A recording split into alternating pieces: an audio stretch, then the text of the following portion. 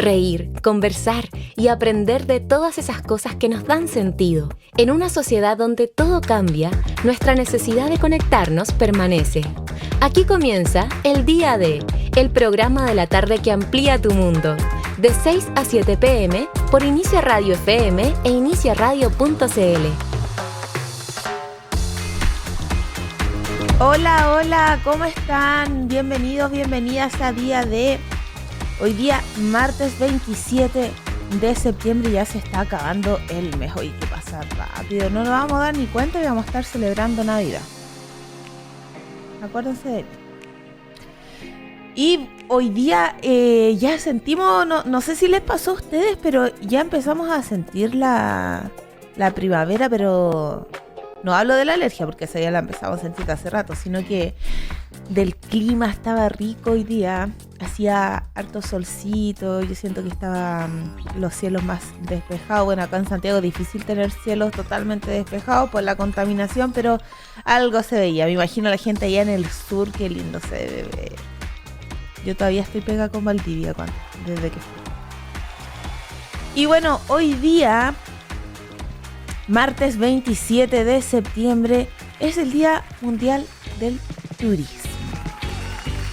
Y es que en 1979 la Organización Mundial del Turismo proclamó este día como el Día Mundial del Turismo para conmemorar el aniversario de la aprobación de sus estatutos. La declaración de ese día tuvo lugar en España. Y la fecha se considera además apropiada porque coincide con el final de la temporada alta de vacaciones del hemisferio norte y el comienzo en la mitad sur. Y queremos saludar también a nuestro auspiciador Don Limón, porque Don Limón es la única bebida sabor limonada con vitamina C y libre de sellos. Y si usted quiere ser distribuidor de Don Limón en su local, es muy sencillo, solo debe escribir a contacto@bebidasfuncionales.cl, contacto@bebidasfuncionales.cl.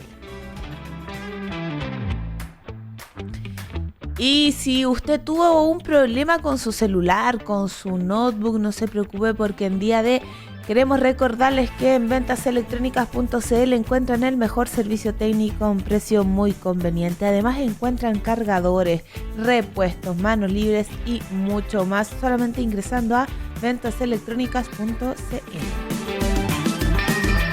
En Día de nos ponemos en marcha contigo, con las dosis justas de información y datos que marcan la agenda.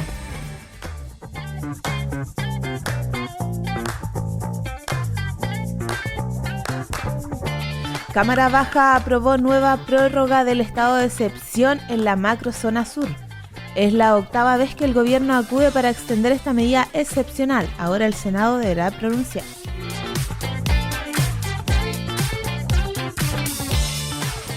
Y Cámara Baja abre sumario administrativo tras vuelco en portonazo a chofer de diputado en Pudahuel. Esto luego de que el chofer de uno de sus integrantes chocara el vehículo fiscal por un presunto portonazo, el que fue desmentido a través de un video captado por cámaras de seguridad en Pudahuel. Ministra Toa confirma querella por ataque armado en Tirúa. Que haya menores involucrados es más delicado, comentó la secretaria de Estado.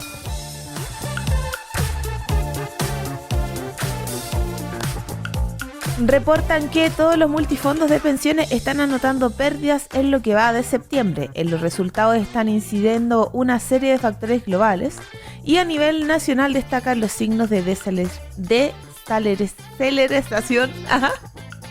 ¿Cómo estuvo ahí? Desaceleración. Desaceleración. Te ayuda un poquito. Ahí sí. Económica. La incertidumbre política luego del triunfo del rechazo y el recorte en la clasificación crediticia del país.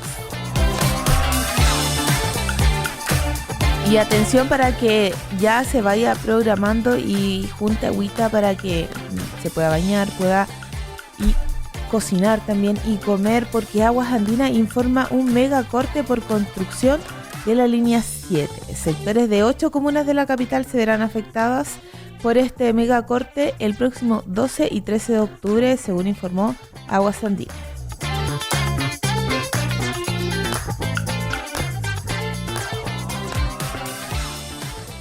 Oigan, y a propósito de este megacorte, informaron que será de 15 horas, para que estén atentos y atentas e ingresen a la página para revisar si su comuna se ve afectada para que pueda programarse.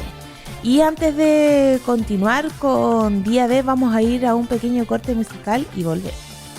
¿Te esperamos? Conversaciones en profundidad, con personajes que tienen mucho que decir y vale la pena escuchar. Los mejores datos entregados por sus propios protagonistas. La entrevista en Día D.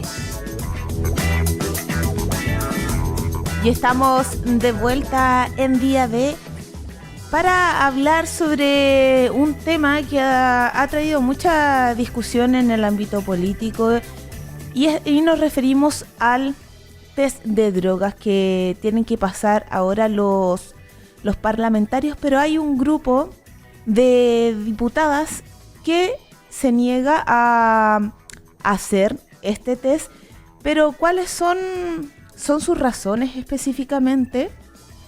Ellas están aludiendo a que este examen podría vulnerar la soberanía corporal. ¿A qué nos referimos cuando hablamos de soberanía corporal? Todo eso lo vamos a hablar con nuestro invitado, que ya está conectado, el coordinador del Observatorio Político Electoral de la Universidad Diego Portales, Gonzalo Espinosa. Bienvenido, Gonzalo, Día D.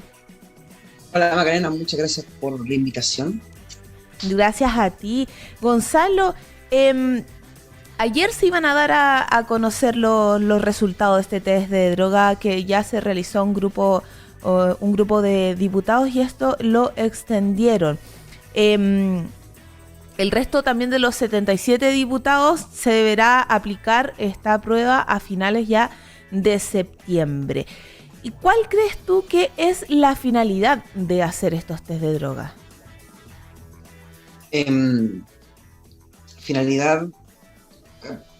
La finalidad en sí mismo como un test que te permita entregar alguna información relevante, no sé si sea mucha.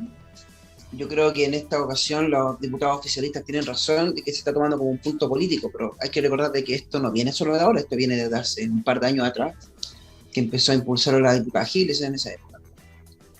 Y es porque no hay nada más impopular, o una de las cosas más impopulares que hay en política es el tema de la droga. O sea, está ligado con el narcotráfico, que básicamente la única potencial sanción que puede haber en este caso está ligado con el narcotráfico, porque no puede haber sanción, por ejemplo, a algún diputado que dé positivo, o diputada que dé positivo. Si es que llega a dar positivo, lo que va a ocurrir es que va a tener que abrir un secreto bancario donde van a poder revisar sus cuentas y después de determinado monto en adelante va a pasar a Comité de Ética de la Cámara de Diputados o del Senado para llevarlo a investigación, y si es que se llega a ver alguna ligación con algo, se va a poner los antecedentes ante el Ministerio Público. Pero para que ocurra eso es muy difícil.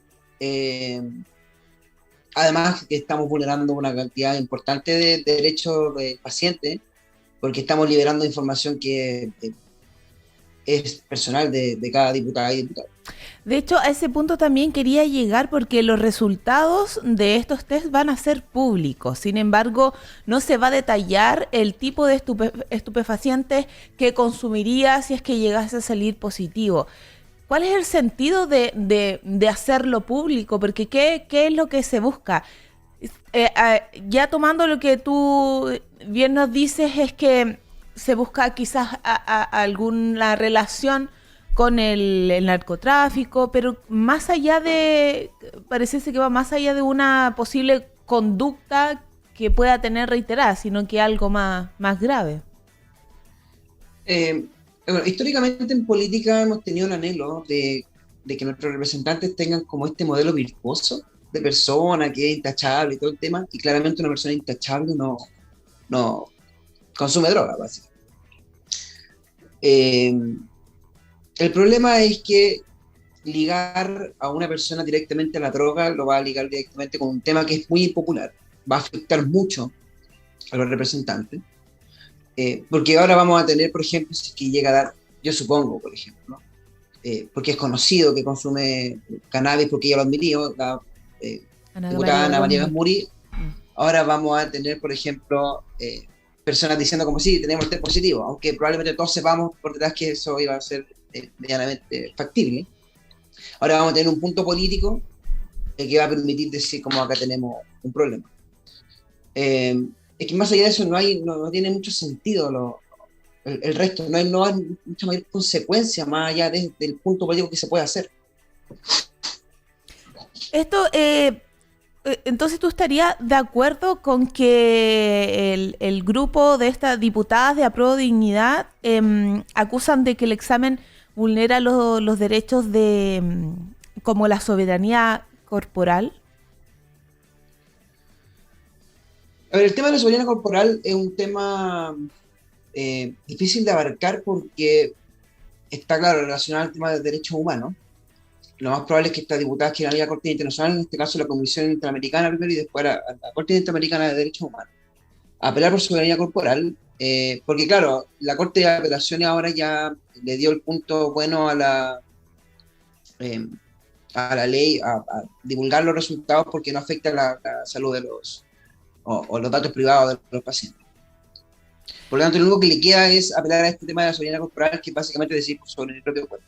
Yo creo que, o sea, es justo en términos de que mientras el consumo de drogas no influya sobre el raciocinio de una persona, no sé si es que sea penable, porque, bueno, hay que recordar de que consumir droga en Chile no está penalizado, o sea, en términos de consumo personal no está penalizado. Puede ser reprochable o no reprochable.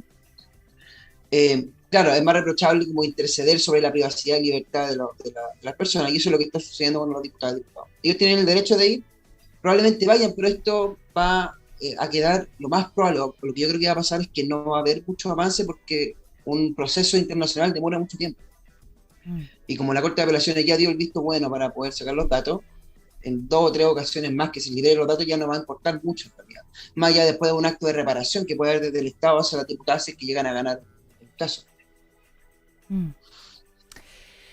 Oye, y mira, a mí me pasan muchas cosas con este tema porque yo digo, se busca una conducta intachable, esa que bien tú mencionas, pero ¿dónde está esa conducta intachable en lo laboral, en el trabajo?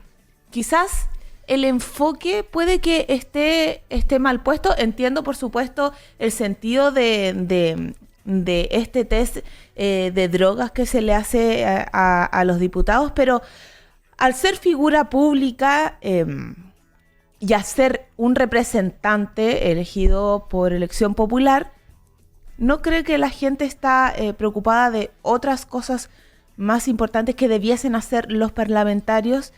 Y de ser así, ¿qué medidas se podrían tomar para que realmente fueran diputados y diputadas intachables?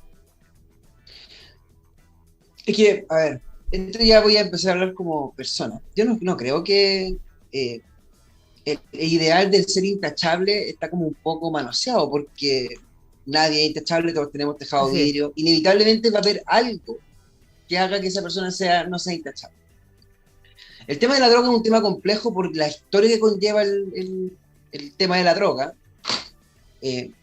O sea, mi presunción es que si algún diputado o diputada se está drogando, no está drogándose con droga que lo deja invalidado. Porque consumir drogas complejas que te dejan invalidado, como el crack, por ejemplo, no sé, temas de anfetamina, drogas más duras, te invalida. O sea, te lleva un grado de adicción que después te invalida. Y eso es bastante notorio. O sea, se notaría en su trabajo diario ese que estuviese consumiendo ese tipo de drogas. Otra cosa son drogas recreacionales. La marihuana, no sé, supongo que habrá otro tipo de drogas que pueda llegar a ser recreacional para ciertas personas que no interfieran en su día laboral. Si hay un tema de ser responsable con el uso de drogas, o sea, eso para ciertas personas sería considerado como una buena forma de conllevar un espacio de recreación. Eso podría ser visto como bien por alguna cosa. El problema es que la droga, insisto, tiene un componente negativo que va a afectar sí o sí el tema. O sea, este tema ya no tiene que ver con un tema de salud pública, no tiene que ver con si el diputado está haciendo bien o mal su pega. Porque el diputado, si está haciendo bien o mal su pega, no está siendo evaluado por si se droga o no, porque llevamos 30 años, 32 años desde que el Congreso funciona con diputados y senadores. Probablemente había muchas personas que se drogaban dentro de esos 32 años. Y no había sido tema hasta ahora. O sea, esto básicamente tiene como un punto político que lleva varios años desde entrando de a poquito, y finalmente salió hace un par de años porque no sé por qué razón se ha vuelto como muy popular apuntar con el dedo a los representantes. Y somos muy malos para apuntar con el dedo a nosotros mismos, porque somos los que votamos por ellos, en realidad. Pero bueno, yo creo que esto, más allá de ser un tema por ahora, no sé si vaya mucho a largo tiempo. Después de la gente o sea, el reglamento va a continuar, van a seguir haciendo test de droga, probablemente va a empezar a caer alguno, va a entrar a caer así como los deportistas, como en doping, de vez en cuando, pero más allá de un tema importante no va a ser mucho. O sea, es un tema por ahora contingente y después se va a pasar. Gonzalo, y mi última pregunta es, referido a esto mismo, ¿qué medida podría ser? Quiero expresarme bien para que se entienda qué medidas se pueden tomar para hacer más efectiva el trabajo de los diputados y las diputadas. Que realmente nosotros, que ciudadanos, que votamos por ellos, que algo que nos asegure si ellos están trabajando por nosotros, o ellos quizás, no sé, me imagino que como en los otros trabajos se debe cumplir ciertas horas, porque hay también alto nivel de ausentismo en las salas y siguen siendo elegidos, siguen estando ahí, entonces nadie nos asegura finalmente que están haciendo la pega. Pero es que, a ver, yo acá primero voy a ponerme el parche en telaría. Yo acá no estoy haciendo ninguna defensa de la droga ni de los políticos. Solo que creo que drogarse en sí mismo en un espacio recreativo donde sea sí, seguro pero y responsable, esta pregunta es fuera del tema del test de drogas, sí. por si acá. Ahora, pasando a lo de afuera, es como el tema, el trabajo de ser político implica mucho más allá de cumplir una cierta cantidad de horas. Es más, te aseguro que el político trabaja 25.000 veces más que una persona que cumple un horario definido y está ahí feliz en la oficina trabajando así todo el día. Y es porque el político básicamente no tiene un horario definido. Pero imagínate, me pongo un ejemplo. La gran mayoría del gabinete de Michelle Bachelet para el terremoto estaba de vacaciones fuera de Chile. Hubo un terremoto, tuvieron que venirse todos, básicamente. O sea, rompieron toda su rutina para poder venirse. Y así en múltiples ocasiones pasan cosas extraordinarias donde todos tienen que estar a la hora que sea día sábado, sea día feriado, sea año nuevo. Pero esto no solo pasa con políticos, también pasa con carabineros, por ejemplo. Pasa con los militares, con casi todos los funcionarios públicos que están en la calle como controlando el orden. ¿Eso es hacer la pega? Sí, están haciendo bien la pega. El problema que tenemos es la expectativa que nosotros tenemos de que esta pega mejore. Pero ¿cómo va a mejorar si Chile no sabe lo que quiere? O sea, pedían nueva constitución, se rechazó, ahora como que queremos una constitución, pero no sabemos por qué queremos. Entonces siento que estamos como en un tránsito para saber lo que quiere. Y eso, cuando pase eso, se van a consolidar nuevas coaliciones, no sé si va a haber una concentración o va a haber un nuevo bloque de derecha que pueda gobernar, que pueda dar viabilidad al nuevo modelo chileno. Pero hasta que eso ocurra, no vamos a ver lo que queremos. Y eso va a generar una expectativa que va a dar emoción negativa hacia los representantes, porque los representantes igual como que buscan hacer lo que nosotros queremos, y si nosotros no sabemos lo que queremos, ellos empiezan a hacer la cosa que sea más popular, como, no sé, ponerte un test de droga para culpar al otro. Cosas así. O no sé, por ejemplo, el tema de los retiros. El tema de los retiros fue, pongamos a la gente contenta un rato, independiente de lo que pueda ocurrir en el futuro.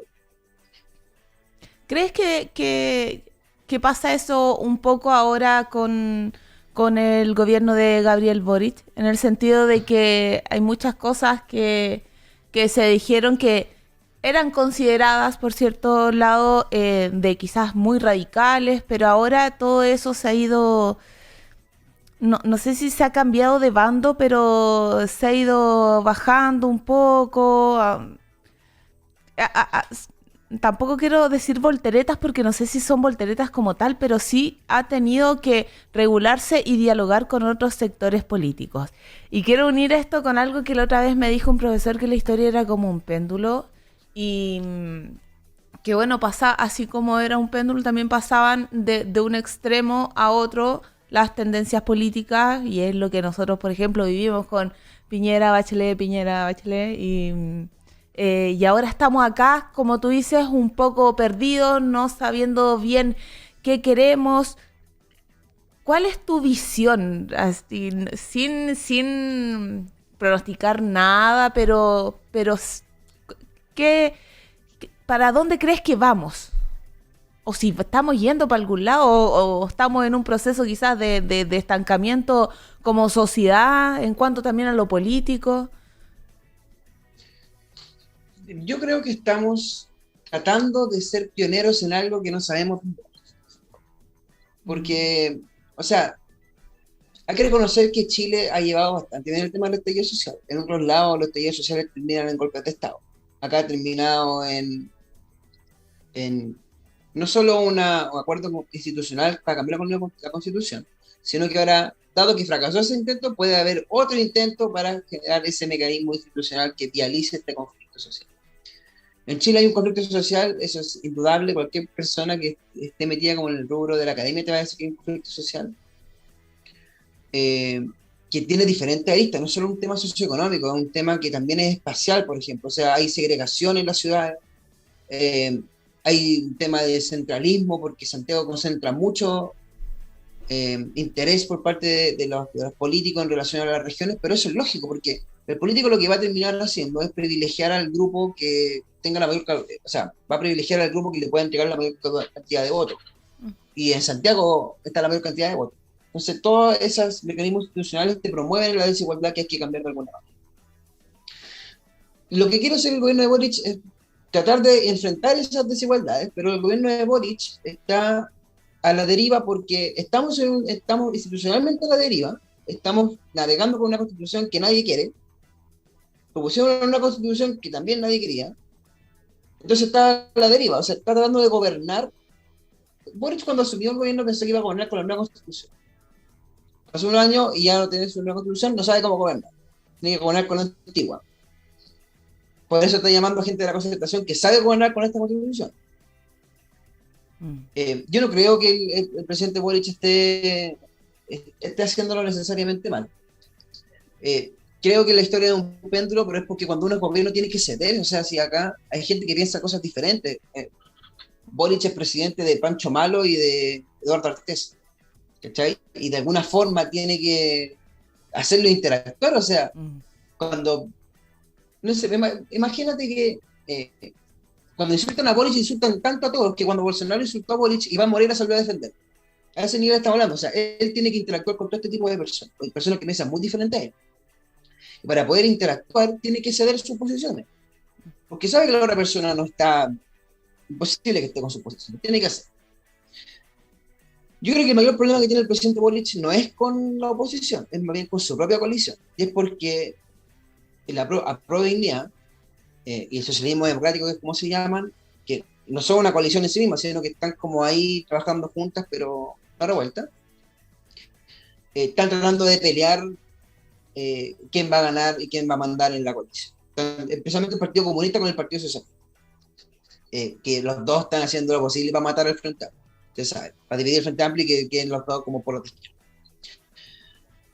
Ahí está el principal conflicto. Y creo que eso es lo único, no sé si lo único en realidad, pero sí era como lo más valorable que tenía la ex ministra del Interior, y era que los comunistas con los socialistas no se habían peleado tanto cuando ella estaba como ministra del Interior siendo jefa de gabinete. Dejó de lado todo el resto, efectivamente, pero al menos esa pega le hizo muy bien. Yo creo que que se integre la concertación al gobierno va a ser bueno para Boric, para el presidente Boric, falta de respeto. Es que uno como que se acostumbró. Sí. Uno se acostumbra porque, o sea, yo estuve con el presidente Boric hace como 4 años, y 4 años después él es presidente y yo sigo donde mismo, entonces es como raro. Y va a hablar muy Quizás mal en 4 años más te vemos a ti como presidente, Gonzalo. Ya iba a decir, yo lo entrevisté a él hace 4 años atrás, lo entrevisté y ahora es presidente. Si eres presidente, acuérdate de mí, por favor. Bueno, te voy a llevar como periodista de La Moneda. Ah, ya. Como ministra del Interior, no, porfa. No, muy difícil. Sí. Oye, Gonzalo, te quiero agradecer por estar hoy día con nosotros. Me surgen muchas preguntas más, pero de hecho nos pasamos del tiempo. Me fui en volada conversando, perdón. No, no te preocupes. Buena conversación, cuando quieras. Y esperamos tenerte en otra oportunidad también acá en Día D. Ya, cuando quieran. Que estés muy bien. Chao. Chao, que estén muy bien. Y nos vamos a un pequeño corte y volvemos porque vamos a hablar un tema muy bueno que además yo creo que a alguna como yo les afecta, que es la ansiedad y el nerviosismo. Para hablar de esto va a estar nuestro panelista psicólogo Julio César a la vuelta de esta pausa. Porque la mente nunca se deja de estudiar, Psicología y Sociedad en Día D. Y estamos de vuelta en Día D y como le adelantamos en un comienzo que íbamos a hablar de ansiedad y nerviosismo porque uno suele confundir a estas dos y no sabemos cómo diferenciarlas. Los especialistas definen los nervios como una reacción que se presenta ante algún acontecimiento o algún evento de cierta relevancia. Y por su parte, la ansiedad es una respuesta fisiológica de alarma. Yo lo estoy diciendo a grandes rasgos y de manera muy fome. Y para hacerlo más entretenido, está con nosotros el psicólogo clínico máster en psicoterapia MDR, Julio César Carrasco. ¿Cómo estás, Julio? Bienvenido. Hola Macarena, qué gusto saludarte, ¿cómo estás tú? Bien, también. No sé si lo voy a decir en menos fome o en más entretenido, pero acá estamos. No, tú eres entretenido, por eso acá te pelean. Por fin logré un cupo con Julio César. Me lo roban. Oye, ¿cómo es la me lo cosa? roban de otros programas. Julio, ¿cómo podemos diferenciar un estado nervioso de un estado ansioso? Claro, o sea, para los radios escucha, está súper bien comparar nerviosismo con ansiedad. Y en el lado más formal, en realidad, estaríamos hablando no de una comparación tan exacta, pero hagámoslo fácil. Esto del nerviosismo, de este estado nervioso, sería un estado más bien adaptativo, normal, que tenemos todos los mamíferos y los seres humanos, para adaptarnos a una situación que nos coloca en una situación de estrés. Y que generalmente está relacionado a que el foco está afuera de mí. O sea, tengo que ir a dar una prueba, voy atrasado al trabajo, algo que me tiene que poner nervioso. Voy a pedirle pololeo a una chiquilla, no tengo idea si todavía se pololeará, eso es muy retro, ¿eh? Pero te fijas, pero va por ese lado, ¿cachai? Va por el lado de algo que está fuera de mí, algo que es adaptativo y que yo puedo controlar y que generalmente está ocurriendo en tiempo presente. O sea, está pasando ahora y ahora me generó este nerviosismo. Y que después de que la situación estresora ha cesado, mi nerviosismo también se ha ido. Estoy normal, tal como estaba antes. Y la ansiedad ahora viene. Claro, redoble tambores, la ansiedad. Bueno, y la ansiedad viene referida ya no necesariamente con el problema que esté afuera, sino que a veces yo lo puedo crear desde mi propia subjetividad, desde mi propia mente. Y la ansiedad estaría dentro del libro donde están todos los trastornos de salud mental, dentro del clúster o del grupo de enfermedades o patología llamadas los trastornos de ansiedad. Y los trastornos de ansiedad comparten características de miedo y ansiedad excesiva, ¿ya? Así como alteraciones en la conducta. Y el miedo sería una respuesta emocional a una amenaza inminente, real o imaginaria, Macarena. Entonces la ansiedad no siempre está ocurriendo, a diferencia del nerviosismo, que generalmente es una capacidad adaptativa de algo que me está pasando, se me fue la micro, no sé, voy a llegar tarde. Acá es algo que yo, antes de salir a tomar la micro, digo, ¿qué pasa si se me pasa la micro y llego tarde y después me echan del trabajo y después nunca encuentro trabajo? ¿Te fijáis? Estoy pasándome toda una película que me puede generar incluso un correlato emocional en que puede bloquear incluso mis conductas futuras. Y digo, mejor no hago nada, me quedo en la casa, porque después incluso me va a dar miedo y me puede dar una crisis de pánico. Y la crisis de pánico, que también tendríamos que invitarle a esta conversación, también sería parte de los trastornos ansiosos, que sería ya una desregulación absoluta, ¿no es cierto?, de este estrés durante una cantidad de tiempo mayor, donde mi cuerpo no pudo tomar una de las acciones naturales que tenemos de luchar o huir, que es una de las características de poder combatir el estrés, ¿no es cierto?, que la tenemos de la evolución, y me quedo quieto, y como yo me quedo quieto y mi cuerpo quiere correr y no corre y estoy quieto, siento que me duele el corazón, estoy sudando, me tiritan las piernas, claro, porque estoy lleno de cortisol, que es la neurohormona del estrés, y otras neurohormonas más que se activan en ese momento, Macarena. Julio, ¿y estas dos cosas se pueden dar a la vez? Lo pienso, por ejemplo, perdón, lo autorreferente, ya que no hay nadie más acá y no puedo tirar ahí al agua al Juaco, voy a hablar de mí. La semana pasada yo tuve muchas cosas, bueno, todavía sigo teniendo muchas cosas laborales distintas, y sentía que todo el rato estaba en un nivel muy arriba, muy ansioso, muy acelerado, pero también me sentía nerviosa. ¿Cómo nosotros podemos lograr identificarlo? Para poder controlarlo después, quizás. Sí, que la ansiedad, debiéramos referir la ansiedad como algo ya patológico, algo que podría ser un trastorno, algo que ya me va a durar no solamente las horas que yo estuve muy atareada como tú, sino que algo que incluso ya no me dejó dormir, ya me afectó en la semana, e incluso que puede durar en el tiempo, y que puede durar, si dura por ejemplo, no sé, meses, incluso más de 6 meses, ya podríamos estar hablando de un trastorno ansioso generalizado, donde mis conductas, mis pensamientos y mis actos físicos se van a ver de alguna manera alterados por esta conducta ansiosa. En cambio, si tú has estado nerviosa es porque has estado muy, muy trabajólica, has tenido mucha presión, pero ahora estás en el programa conmigo hablando y estás tranquila, ¿te fijas? Entonces lo estás manejando, entonces sería nerviosismo y no ansiedad. Ansiedad sería que ya tienes problemas para comer, para dormir, para relacionarte, no quieres ver a las personas, porque viene una serie de correlatos fisiológicos y conductuales asociados a los trastornos ansiosos. Y por lo que estamos viendo a primera vista, parece que por ahí no es. Y si alguien reconoce que, por ejemplo, es ansiedad, ya la reconoció en su cuerpo, porque quizás es algo constante, ¿cómo se toma eso y se controla? Porque mucha gente que es ansiosa, y yo lo conozco, y dice, sí, soy ansioso, y se reconoce como ansioso. Pero ¿cómo se lleva esto a términos como de acciones? Claro. Mira,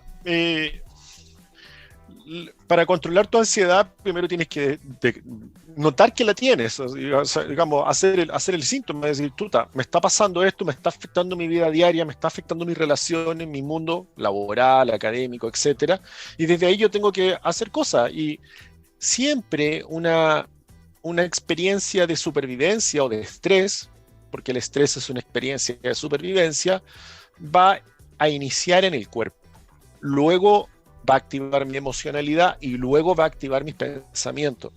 Entonces, si yo primero me voy al cuerpo y trabajo en mi cuerpo, voy a ir hackeándome de alguna manera o paralizando o administrando que Si activa mi sistema límbico o emocional, ya no es tan alto, y mis cogniciones, mis pensamientos, ya no me voy a autosabotear, ya no voy a empezar a pensar cosas terribles porque estoy manejándolo desde el cuerpo, porque el cuerpo es el primero que se alerta. Entonces, hemos escuchado hablar de mindfulness, hemos escuchado hablar de yoga, de respiración. Tú hablas siempre de respiración y has aprendido mucho, tú con el doctor ahí de la Rosa. Y creo, viste, tengo buena memoria. Y todo ese tipo de cosas me van a ir generando que yo pueda administrar paulatinamente y durante cada evento mi condición de salud. Porque, ojo, que yo haga mindfulness, o que yo haga yoga, o que yo, no sé, haga respiración consciente, no me implica que la vida no tenga estrés sorpresivo a cada rato. La gracia es que yo tenga tan bien entrenado estas herramientas para poder usarlas cuando sea necesario, y que mi mente y mi cuerpo ya las tengan internalizadas, cosa tal de que cuando yo las busque y las accione, funcionen. Es decir, que tu plan Daisy funcione a tiempo. Pero si tú no lo has ensayado, no has hecho ensayo en general, no has practicado, créeme que ese plan Daisy tuyo no te va a resultar. Entonces, tienes que entrenar, tienes que ser lo suficientemente disciplinada si eres nerviosa o ansiosa a practicar cualquiera de este tipo de situaciones que son corporales. Y si tú lo manejas en el cuerpo, es muy, muy probable que te vaya súper bien.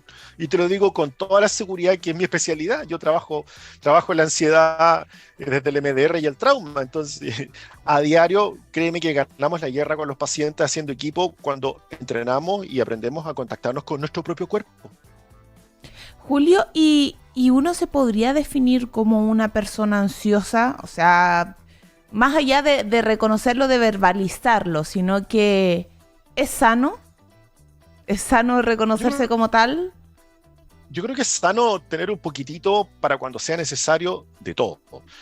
Porque ser ansioso también es bueno, porque te genera una estrategia a futuro. ¿Qué pasa si voy al Everest y no llevo, no sé, equipo de supervivencia, no llevo oxígeno para hacer cumbre? O sea, obviamente ese andinista, si tiene esa ansiedad, lo más probable es que se salve y pueda bajar feliz, pero el otro no. Entonces la ansiedad en su justa medida y en el momento en que es necesario, y si tú eres un poquito más ansioso, bueno, dentro de tu equipo seguramente van a decir, ya, entonces si tú quieres un poco más ansioso o ansiosa, no te lo van a decir así, pero digamos, tú quieres te podías encargar un poco más de esta otra parte del equipo. Entonces siempre nosotros tenemos alguna característica. Cada persona es valiosa por su diferencia, no queremos ser iguales a todos, porque sería una fomedad, esto sería una lata. Entonces piensa tú que las personas que, por ejemplo, me voy a cambiar a otra patología, las personas que son depresivas, en general son personas muy críticas y autocríticas de todo. Y son tremendos profesionales cuando tienen que ver temas como de control de calidad, de etcétera, ¿te fijas? Entonces, cada persona tiene su talento, y eso es muy lindo de la neurodiversidad también, verlo así. Verlo que cada persona, por sus características únicas e inigualables de su personalidad, donde algunos tienen una personalidad más ansiosa, bienvenida al equipo, y tú darás lo que tienes mejor que nosotros. A lo mejor tú estás mirando cosas que nosotros no vemos, que pueden ser peligros, etc. ¿Qué son las cosas que no debemos decirle a alguien con ansiedad? Que sepamos que la pasa mal con la ansiedad. Porque a veces uno le dice a una persona, ya no seas ansiosa, o no seas ansioso, como si, ok, no lo soy más, ok. Entonces, ¿qué claro, cosas no deben decirse? Bueno, eso es importante para los que nos escuchan, y primero que todo es no apagar el incendio con benzina, o sea, no compararte, no ser evidente, no ser muy directo con lo que estás planteando, sino muy por el contrario, como es una reacción del cuerpo, y en esto hay que ser bastante evidente y obvio, como una reacción del cuerpo hay que hacer que ese cuerpo se desestrese, que baje a un nivel de apaciguamiento, de ralente y de homeostasis, de equilibrio. Entonces, ¿qué debe hacer uno? Acompañar, generar seguridad, generar tranquilidad, no incorporar palabras tuyas, ni de cosas de tu mapa, ni de tu mundo en el otro, porque es el otro y es en su mente del otro es donde está pasando la pesadilla. Así que contenerlo, escucharlo, provocarle seguridad, tranquilidad, Porque así nosotros los mamíferos nos hemos regulado de que nacemos en la vida, cuando un otro se preocupó de nosotros y nos generó este espacio de tranquilidad. Y eso es lo que tú tienes que hacer con un otro, generar un espacio de tranquilidad, no otra cosa. No incorporar tu discurso, no incorporar tu experiencia, no compararte, no pormenorizar, ni minorizar, ni decir lo tuyo es chico, es penca, es fome. No, escuchar respetuosamente, si quiere hablar, si no acompañar y no presionar. Y si quiere caminar, camina, si quiere comer, come, si quiere algo dulce, dulce. Tú acompáñalo, genérale calma, seguridad. Que esté con un otro que me diga, pucha, qué rico que estaba contigo en esta crisis, me apañaste, me acompañaste y fuiste súper necesario, gracias. Julio, y la última pregunta, si ya reconocemos que hay una ansiedad patológica, ¿cuál sería el tratamiento? ¿Es necesario acudir a un psicólogo o a un psiquiatra? ¿Cómo si ya lo reconozco, qué debería hacer? Bueno, en general los trastornos de ansiedad es como la gran mitad de la humanidad, la otra mitad son los trastornos del ánimo o de tipo depresivo. Y los trastornos ansiosos, cuando tienen un origen más basal, más traumático, hay ocasiones, hay ciertas circunstancias en la vida de la persona, vivió experiencias traumáticas como terremotos o incendios, o por otro lado tuvo una infancia con una familia a lo mejor más negligente o que no lo vio, qué sé yo, o hubo violencia. Son orígenes traumáticos, y cuando son orígenes traumáticos hay que trabajar en las causas, en los orígenes de eso, para que cuando en el presente esa persona se encuentre con experiencias que su cuerpo nuevamente interpreta como parecidas, ya no las asocia a lo que le pasó y tenga recursos y herramientas para superarlo. Ahí el abordaje es mixto generalmente, porque la persona llega muy desregulada. A veces hay gente que está todo el día con crisis de pánico, que se queda dormida y despierta con crisis de pánico durante la noche, gente que está totalmente extenuada, cansada, y ahí el abordaje debiera ser mixto con psiquiatra para que pueda generar alguna farmacología que pudiera estabilizar al paciente, cosa tal de que si el paciente está estable, recién ahí ese paciente te va a escuchar en terapia y va a poder trabajar con el psicólogo lo que le pasó, lo que le pasa y las cosas que le dan miedo para el futuro.